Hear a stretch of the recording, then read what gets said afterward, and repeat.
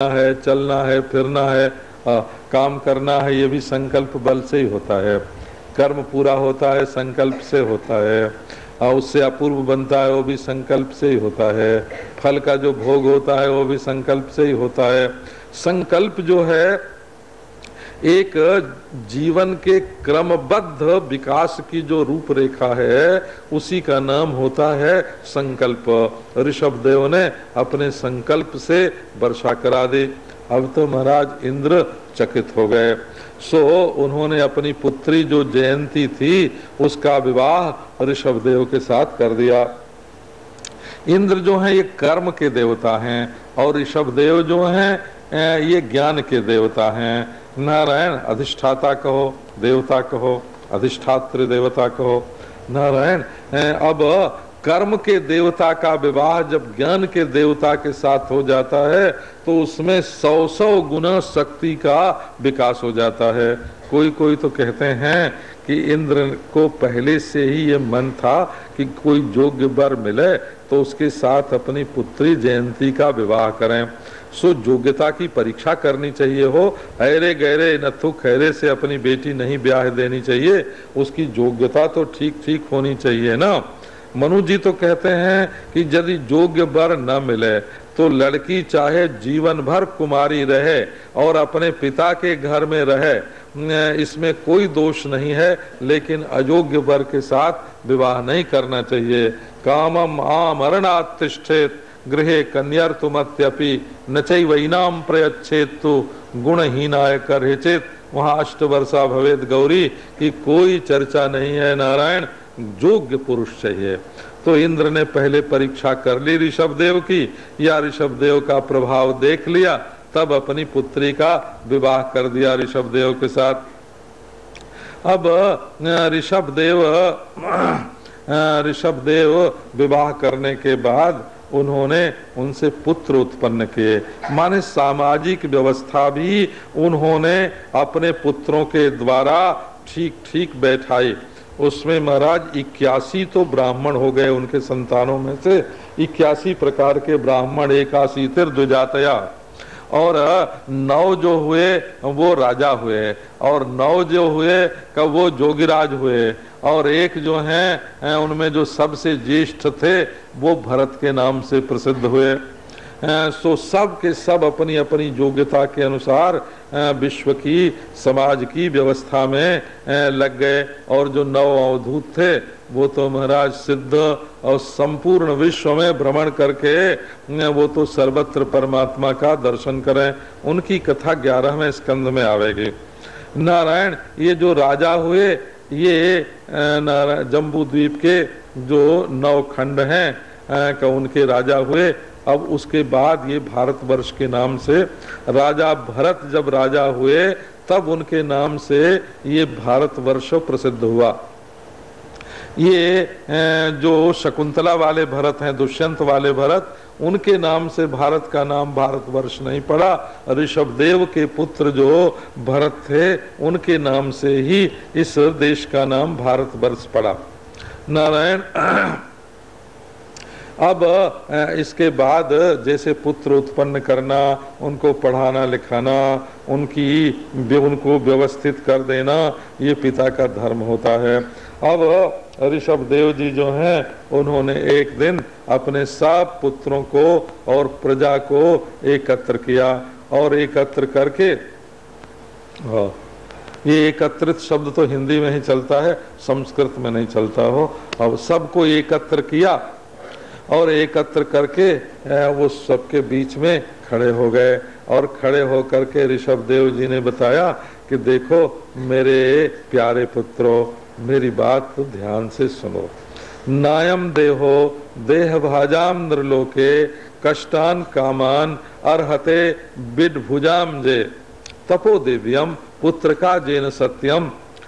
तो उन्होंने बताया कि देखो मेरे प्यारे पुत्रों, ये जो मनुष्य को शरीर मिला है, देहधारियों को जो शरीर मिला है, ये शरीर कुछ काम करने के लिए मिला है, और जिन कामनाओं की पूर्ति में प्रारंभ में भी कष्ट है, जब मनुष्य के मन में कोई कामना आती है तो अपनी हीन भावना से ही आती है। जब देखता है कि मैं दरिद्र हूँ, मेरे पास ये चीज नहीं है, जब अपने में अभाव का अनुभव करता है, तभी तो उसमें कामना का उदय होता है। और फिर अपनी, पहले तो अपने को दरिद्र माना और उसके बाद कामना की। कामना ने हमको अपने आत्मा से उठाकर बाहर की चीज में फेंक दिया और उसके लिए फिर बहुत सारे प्रयास करने पड़े। नारायण, सो ये कामनाओं की पूर्ति तो जो मल भोजी कीट हैं, जो गुबरौले हैं, विष्ठा भोजी हैं, का उनको भी कामनाओं की पूर्ति तो होती है। उनके भी ब्याह होते हैं, उनके भी बच्चे होते हैं, उनको भी खाना पीना मिलता है, उनका शरीर भी हृष्ट पुष्ट रहता है। तो क्या इसी काम के लिए ये शरीर मिला है?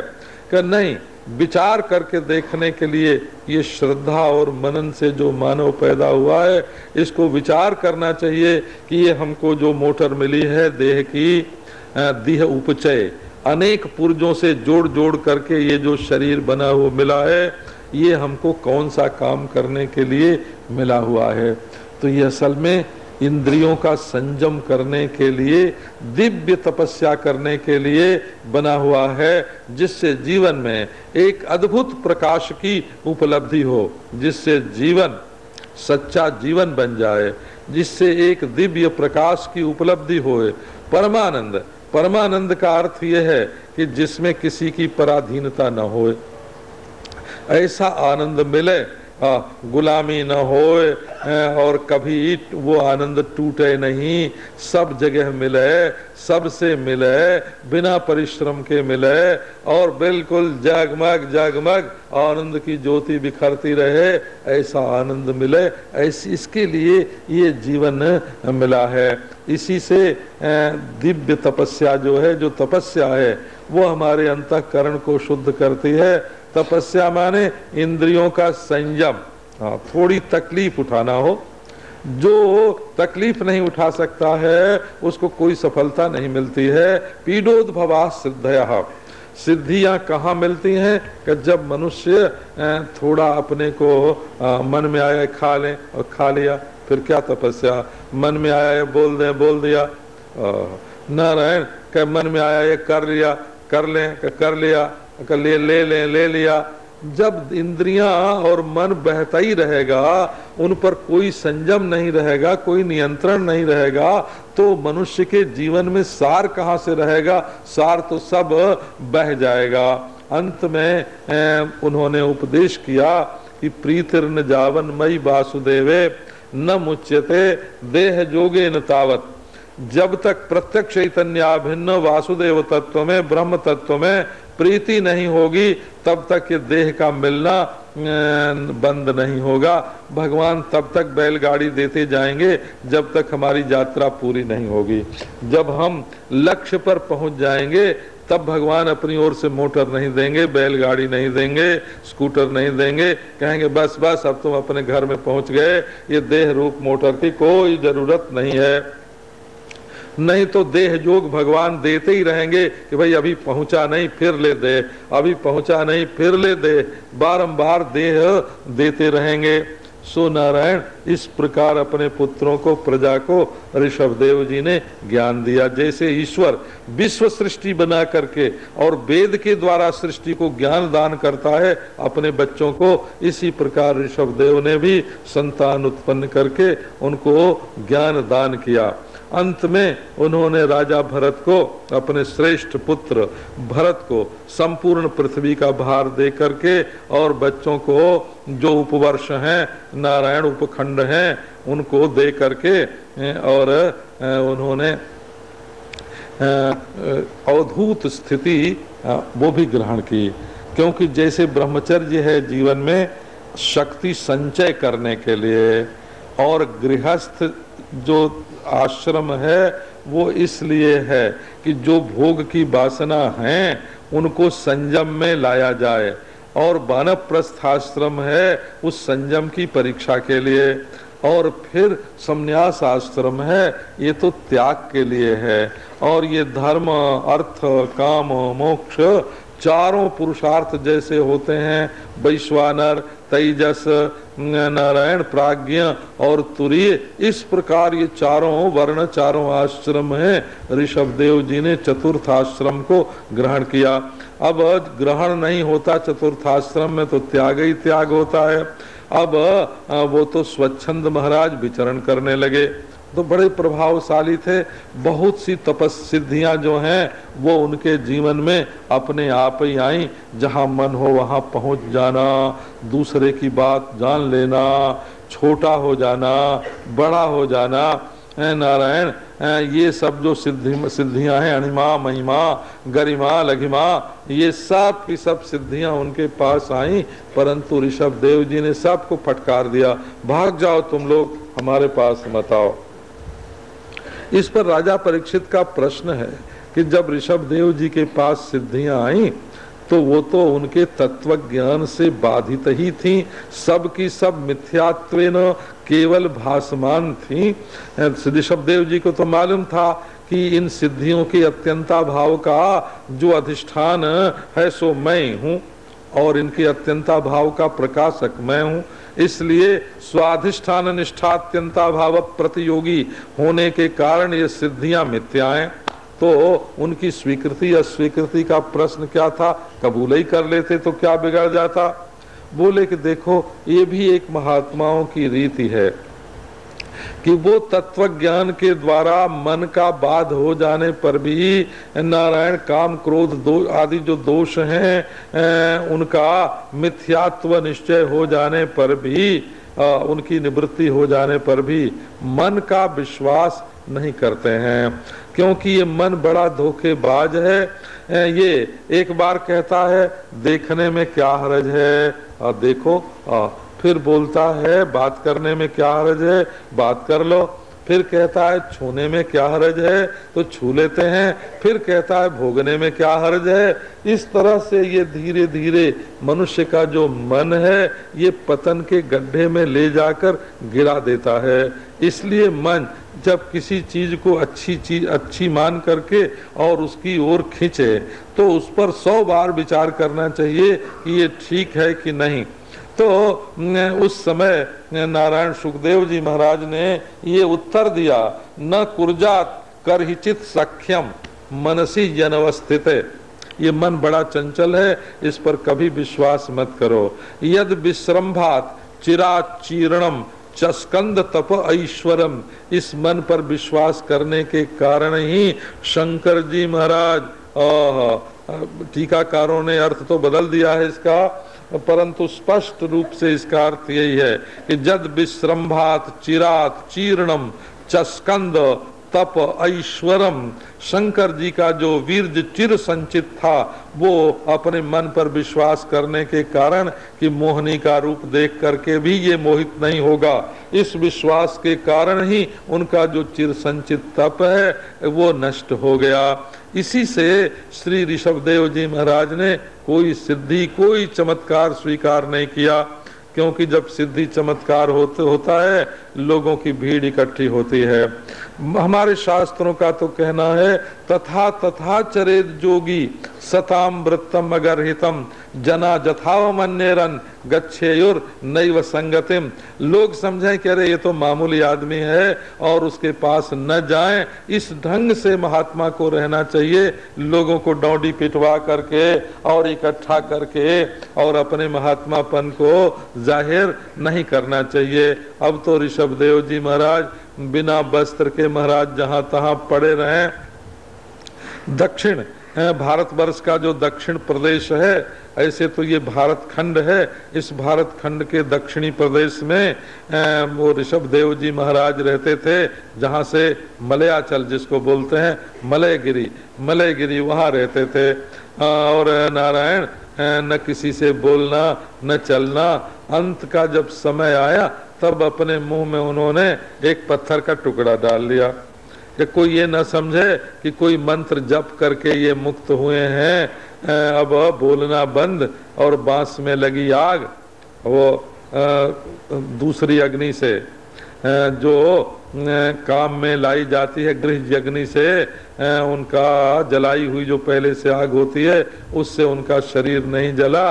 बांसों की रगड़ से जैसे यज्ञ में अग्नि पैदा होती है वैसे अग्नि पैदा हुई और उनका शरीर कहीं भस्म हो गया।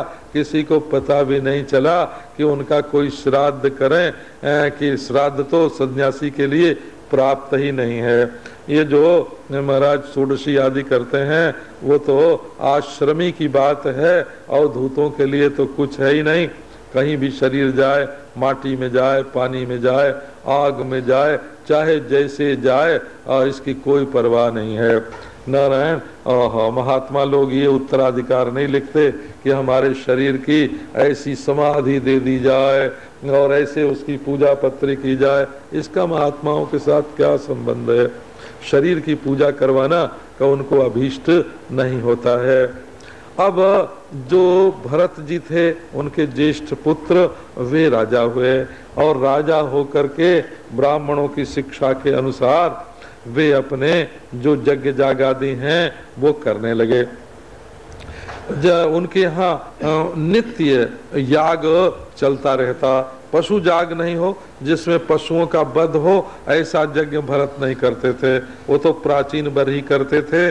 और भागवत में तो पशु जाग का बड़ा भारी निषेध है, नर गीता में भी निषेध है। और जामिमाम पुष्पिताम वाचम प्रबदन्ते विपश्चित करके, और श्रीमद् भागवत में तो हिंसा का जो यज्ञ है अश्वमेध आदि का इनका तो भयंकर विरोध है श्रीमद् भागवत में, है नारायण। अब ये राजा भरत के यहाँ जो यज्ञ होता वो तो वैष्णव यज्ञ होता, देवताओं की आराधना होती।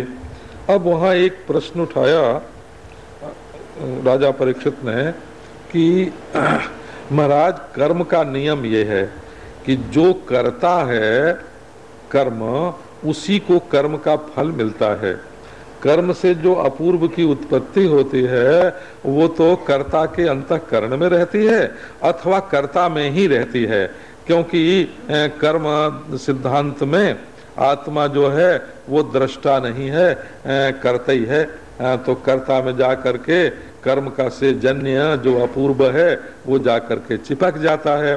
धर्म धर्माधर्म जन्य अपूर्व कर्ता में चिपक जाता है। तो जो कर्म करता है उसी को कर्म का फल मिलना चाहिए।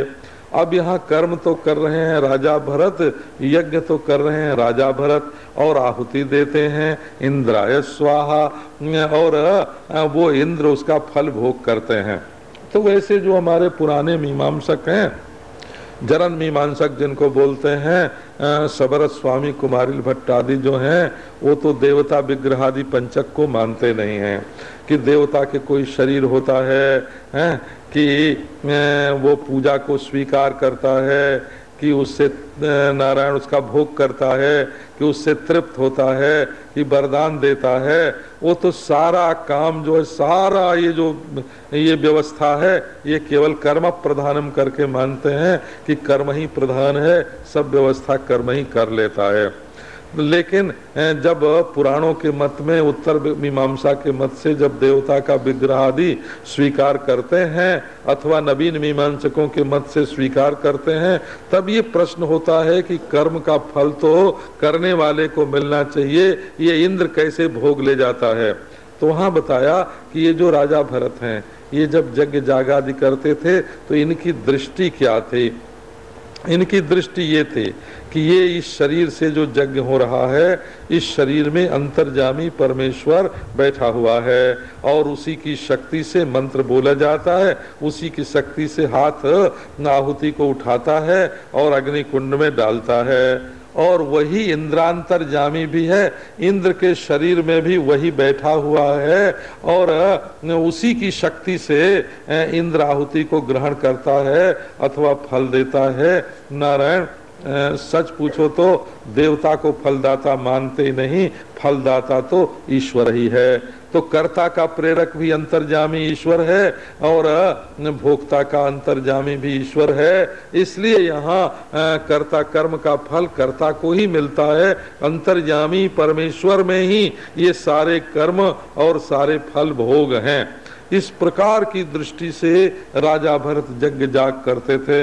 अब उनका अंतःकरण निर्मल हो गया और अपने पुत्र को राज्य देकर, पुत्रों को बांट करके राज्य, और नारायण वे चले गए वन में। ये गंगा और नारायण गंडकी नदी के पास जो स्थान है जिसको हरिहर क्षेत्र बोलते हैं, वहां रह करके राजा भरत नित्य भगवान की पूजा करने लगे और धर्म के अनुसार वहाँ अपना जीवन व्यतीत करते थे। बहुत वर्ष हो गया भगवान की उपासना करते करते।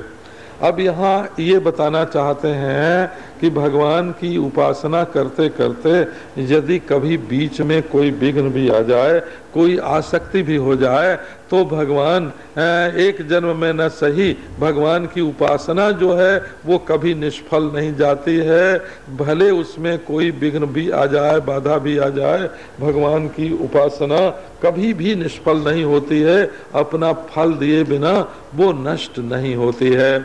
अब ये प्रसंग बताने के लिए वो हरिण बालक का प्रसंग सुनाते हैं। एक दिन नदी में स्नान कर रहे थे भरत जी।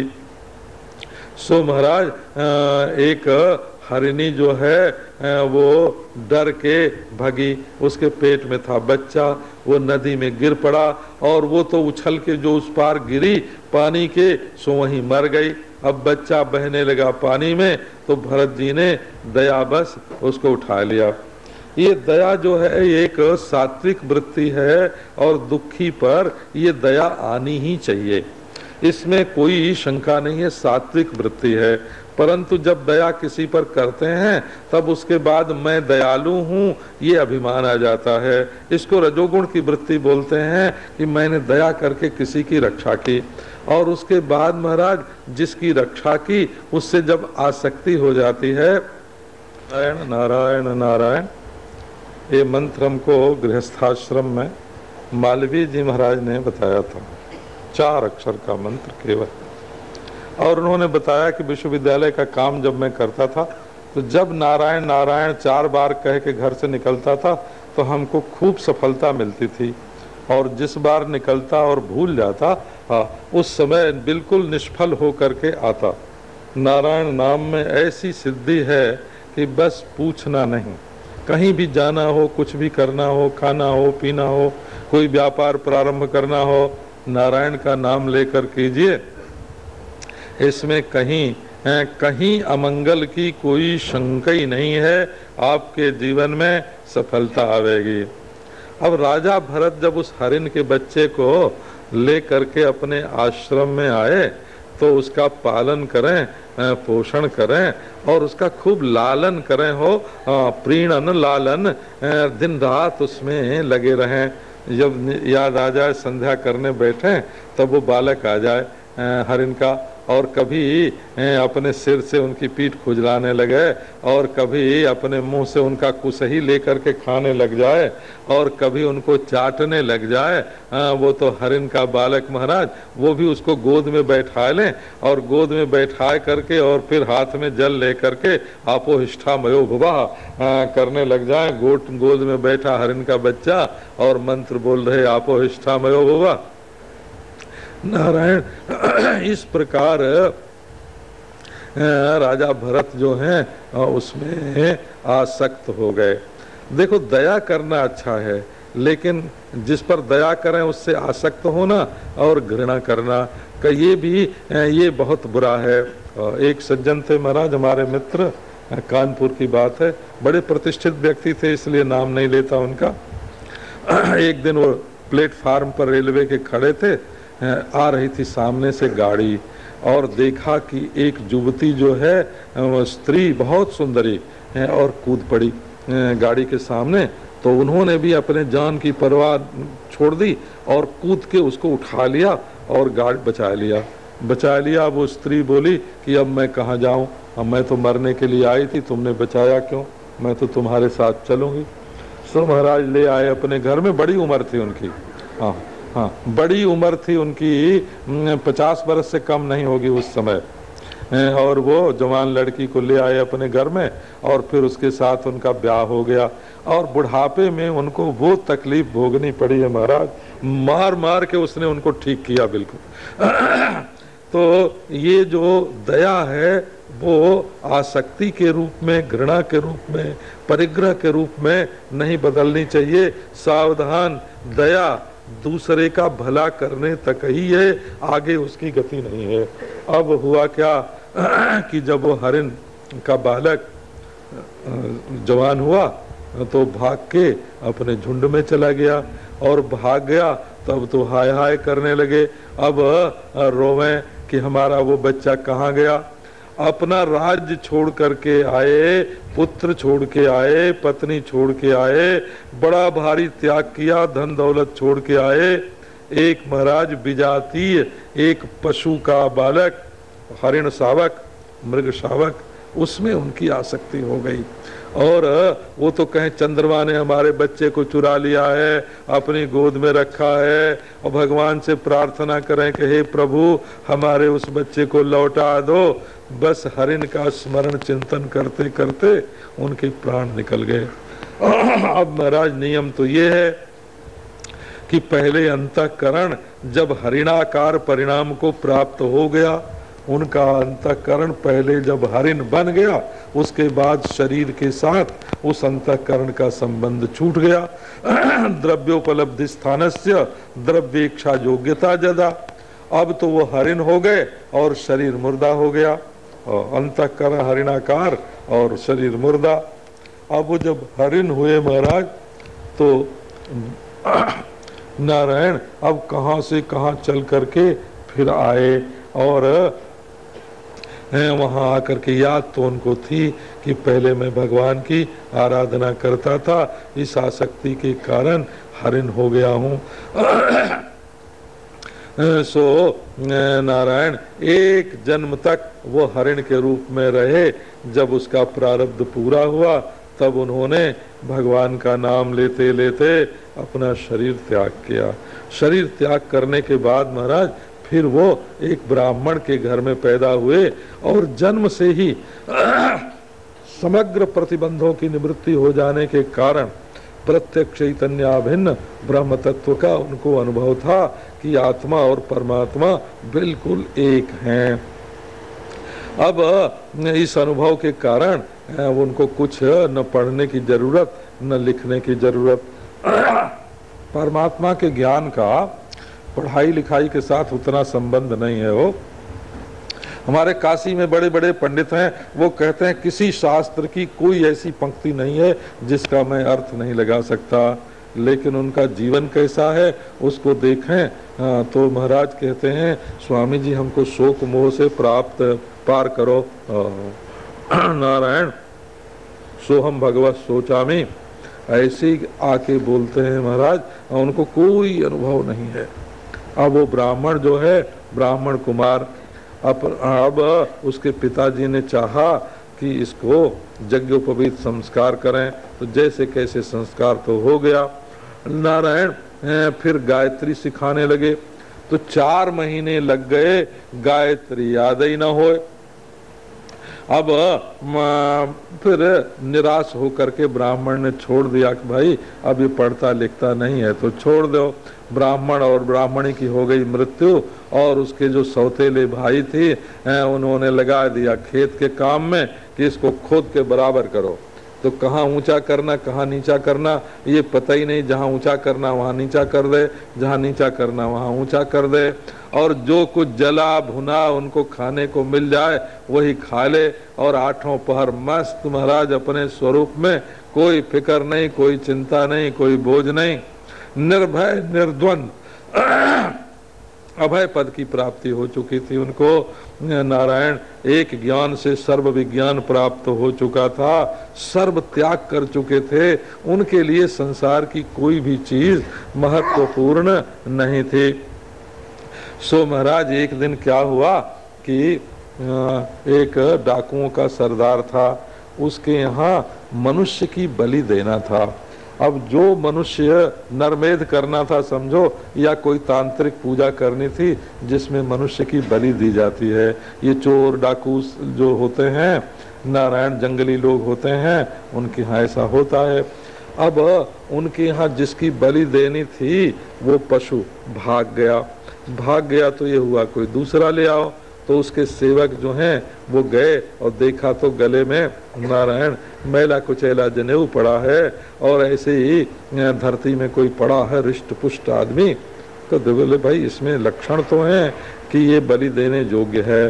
सो पकड़ के ले गए, और ले गए तो वहां ले जा करके उनको स्नान कराया और खूब उनके बाल संवार दिए और अच्छे अच्छे कपड़े पहनाए और खूब बढ़िया भोजन कराया। अब तो वो जो जड़ भरत थे उनको बहुत आनंद आया कि आज तो बहुत बढ़िया है। अब देवी के सामने ले गए महाराज, जब बलिदान करने को, और उनका पुरोहित आया और वो तलवार लेकर के पूजा करके स्वधिति की पूजा करके जो काटने को तैयार हुआ, सो वहां जो देवी थी चंडी, उसको ये सहन नहीं हुआ कि इस ब्रह्मज्ञानी की जो मौत है वो हमारे लिए हो, हमारे सामने हो। सो उच्चचाट भद्रकाली वो तो महाराज तड़तड़ा करके अपने मूर्ति को और बिल्कुल निकल आई उसमें से, और लिया तलवार, और जितने वहाँ दस्यु सरदार थे, डाकू सरदार थे, उनके एक एक के सिर काट दिए, और काट के जैसे गेंद खेले और उनके सिर के साथ वो गेंद खेलने लग गई। सो महाराज असल में ये जो महापुरुष है इसका बड़े बड़े देवता लोग भी आदर सत्कार करते हैं, और उन्होंने इस महापुरुष का जो अपराध करना चाहा, मारना चाहा, सो महद अपराध कार्त्स्नेन आत्मने फलति। ये महापुरुष का जो अपराध होता है और अपराध जो हैं उनका प्रायश्चित हो जाता है। भगवान के अपराध को भी भगवान क्षमा कर देते हैं, लेकिन जो सत्पुरुष का अपराध होता है उसका न तो कोई प्रायश्चित है और न तो भगवान उसको क्षमा करते हैं। नारायण अब तो उनको फल भोगना पड़ा, और वो तो ज्यों के त्यों लौट आए अपने खेत पर।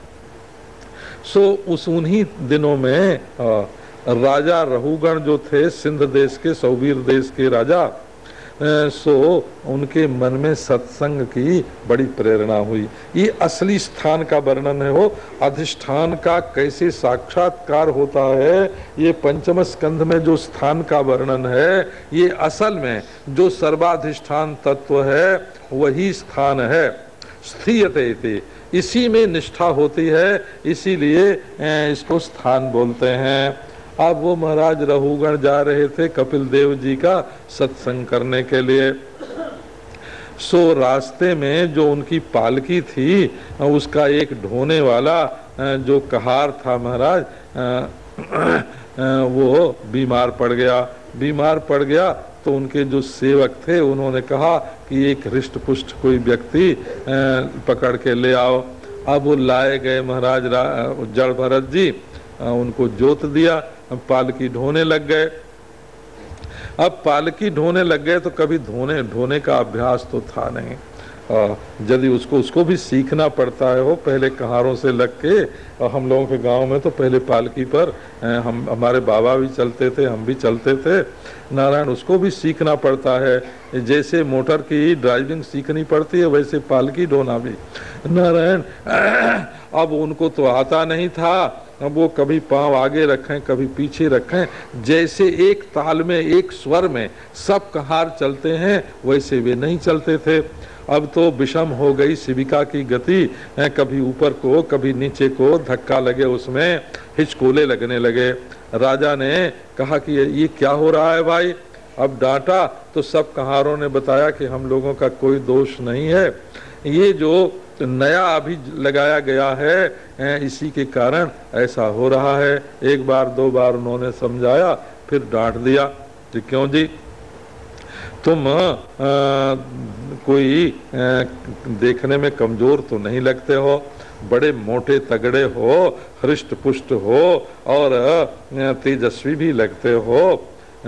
ये जितने महाराज श्रीमद् भागवत में ज्ञानी पुरुष हैं, इनमें से दुबला कोई नहीं है, सब के सब मोटे हैं। हाँ हाँ, ऋषभदेव जी भी पीवा मोटे थे हो, और दत्तात्रेय जी भी पीवा थे। ये 7वें स्कंद में स्पष्ट रूप से लिखा है। और ये जड़ भरत भी खूब मोटे तगड़े थे। हम लोग एक दिन गंगा किनारे जा रहे, गंगा नहर के किनारे, तो सब मोटे मोटे थे। एक आदमी ने पूछा, कहाँ का गेहूं खाते हो महाराज? हाँ, तो हमारे एक साथी थे अवधूत जी, वो भी बड़े मोटे तगड़े गौर वर्ण के थे। उन्होंने कहा, हम लोग बेफिक्री का गेहूं खाते हैं। ऐसे ही बोल दिया, हम बेफिक्री का गेहूं खाते हैं। कहा, आज कहाँ धावा बोल रहे हो? कहा, आज तो गुरु तुम्हारे यहाँ धावा है, आज तुम्हारे यहाँ भोजन करेंगे हम लोग। और फिर महाराज वो तो बड़े प्रेम से ले गया, खिलाया पिलाया।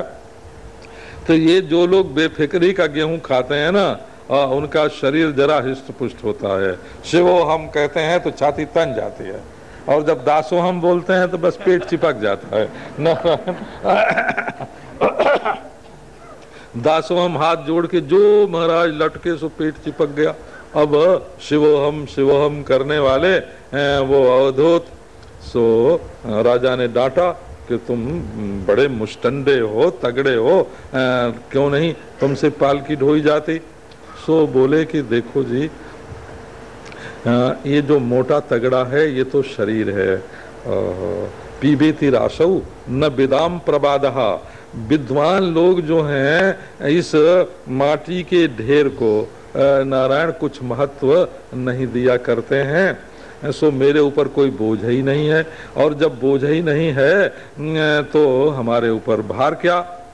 अब तो राजा को लगा कि ये तो कोई बड़ा ज्ञानी पुरुष मालूम पड़ता है, बात ज्ञान की करता है। सो वो राजा जो है वो पालकी से उतर गया, और किसी पुराण में क्या, जो काशी खंड है, स्कंद पुराण का काशी खंड, उसमें जो केदार महात्म्य है, उसमें ये कथा आती है कि जिस हरिण को राजा भरत ने पाला था, वो हरिण मरने के बाद राजा रहुगण हो गया था, और वो जो राजा थे वो तो जड़ भरत हो गए थे। अब वही प्रेम का संबंध जो है वो खींच करके राजा रहुगण को उनके पास ले आया। अब उसने पूछा, महाराज भला पालकी तो आपके कंधे पर है, आप पर बोझ क्यों नहीं है? तो जड़ भरत ने बताया कि देखो ये धरती है, और धरती के ऊपर एक माटी का पुतला चल रहा है, और इस पुतले में पहले नीचे तो तलवा है, उसके बाद टखना है, फिर पिंडा है, फिर जांग है, फिर कमर है, फिर कंधा है, कंधे के ऊपर एक लकड़ी रखी हुई है, और लकड़ी पर पालकी बनी हुई है, और पालकी पर एक मिट्टी का बना धोंधा एक आदमी रखा हुआ है, पुतला नारायण। और मिट्टी नीचे है, मिट्टी का ही शरीर है, मिट्टी के कंधे पर मिट्टी की पालकी, उसमें मिट्टी का बना आदमी बैठा है। ये बोझ तो मिट्टी पर है, मेरे ऊपर क्या है? मैं कोई मिट्टी हूँ? अरे अब तो राजा ने महाराज उनके चरणों में प्रणाम करके कहा, आप कौन हो महाराज? आप जो वही कपिल तो नहीं हो जिनके पास मैं सत्संग करने के लिए जा रहा हूँ?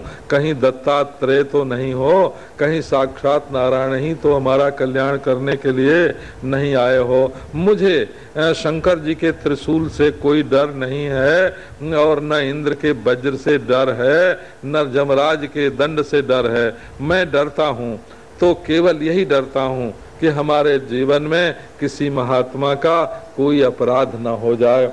न हम विशंके शूलराज भद्र वज्रात, न त्रक्षशूलात, न जमस्य दंडात। सो नारायण, क्योंकि महात्मा के चरणों, महात्मा का जब कोई अपराध हो जाता है तो महात्मा लोग तो बुरा नहीं मानते, लेकिन उनके जो चरणों की धूल है वो धूल इस बात को सहन नहीं करती है, और अपराध करने वाले को हानि पहुंचा देती है। मैं तो बहुत भयभीत हूँ। सो आप बताइए कि आप का स्वरूप क्या है महाराज? अब तो उन्होंने बताया कि देखो रहुगण, तपस्या करने से वो सिद्धि नहीं मिलती है, न कर्मणा न प्रजया धनेन त्यागे नैके अमृतत्व मानसुः। ये कर्म से, संतानोत्पत्ति से, धन से इस पद की प्राप्ति नहीं होती है, केवल त्याग से ये मिलती है। और ये त्याग भी आवे तो कहाँ से आवे? कर रहु गणई तपसा न जाति नचे जया निर्वपणाद गृहाद वा। नारायण, ये तपस्या से, यज्ञ से ये वस्तु स्थिति प्राप्त नहीं होती है। बिना महत्पाद रजोभिषेकात, जब तक महात्माओं के चरणों की धूल में आदमी लथपथ नहीं होगा, अभिमान छोड़कर श्रद्धा से उसमें लोटपोट नहीं होगा, तब तक ये वस्तु स्थिति प्राप्त होने वाली नहीं है। उन्होंने ये सारी की सारी सृष्टि दिख रही है, जो असली तत्व है वो तो एक ही है। जो लोग कहते हैं कि ये सृष्टि शून्य से पैदा हुई, या विज्ञान से हुई, या प्रकृति से हुई, या चित्त से हुई, या परमाणुओं से हुई, वो तो बिल्कुल गलत कहते हैं। ये धरती परमाणुओं से पैदा नहीं होती। एवं निरुक्तम क्षितिशाब्द वृत्तम असंनिधानात् परमाणवोजे अविद्या मनसा कल्पितास्ते जेसाम समूहेन कृतो विशेषः। नारायण, परमाणु जब निरवय हैं तो उनका संयोग कैसे होगा? प्रकृति यदि परिणामिनी है तो वो नित्य कैसे होगी? इसलिए सृष्टि की जितनी भी प्रक्रिया विश्व में बताई जाती है वो सब अध्यारोप और अपवादन न्याय से ही बताई जाती है। नारायण, ये निषेध के लिए ही ये सारा का सारा विधान है का। इसलिए वस्तु तत्व तो अद्वैत है, साक्षात परमात्मा। अब ये सुन करके महाराज जो तत्व ज्ञान का उपदेश किया जड़ भरत ने, रहुगण की जो अविद्या ग्रंथि है का, उसकी तो मुक्ति हो गई। फिर एक वन का, जंगल का दृष्टांत दे करके कि जैसे जंगल में बड़े चोर डाकू होते हैं, वैसे नाराज इस संसार को समझाया और बताया कि बिना सत्संग के, बिना महत संग के, ये चाहे जंगल में रहो, चाहे पहाड़ में रहो, चाहे नदी में रहो, नारायण, जिंदगी भर मेढक और मछली गंगा जी में रहते हैं तो क्या उनकी मुक्ति हो जाती है? और चातक जो है वो धरती का पानी नहीं पीता तो क्या व्रती हो जाता है? ये सब करने से त्याग वैराग जो हैं ये सब बाहरी चीज हैं। बिना महापुरुष की कृपा के किसी का कोई कल्याण नहीं हो सकता। अतः मनुष्य को सत्संग ही करना चाहिए। रहुगण तो कृतकृत्य होके चले गए और भरत मुक्त रूप में विचरण होने लगे। एक बात जरूर हुई कि रहुगण को श्रद्धा कराने के लिए उन्होंने ये बात बता दी जरूर कि हम पूरा भरतो नाम राजा, मैं भी पहले भरत नाम का चक्रवर्ती राजा था, तुमने जरूर सुना होगा। एक हरिण के बालक से आसक्ति हो जाने के कारण मुझे हरिण होना पड़ा और फिर से जन्म लेना पड़ा।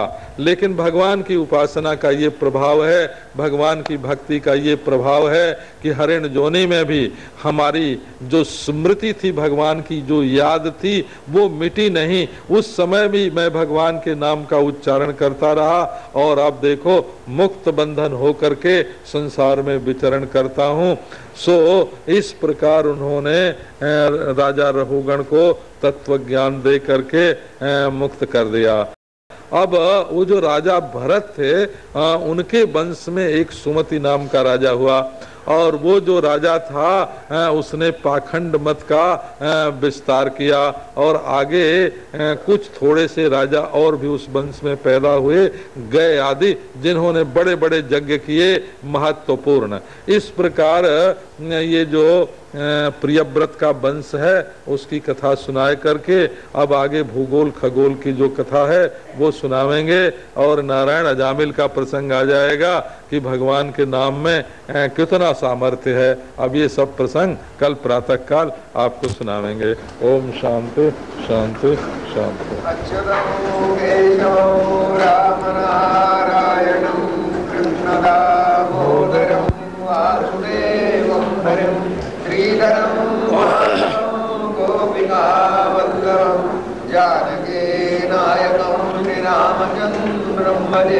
अच्युतं केशवं राम नारायणं कृष्ण दामोदरं वासुदेवं हरिं श्रीधरं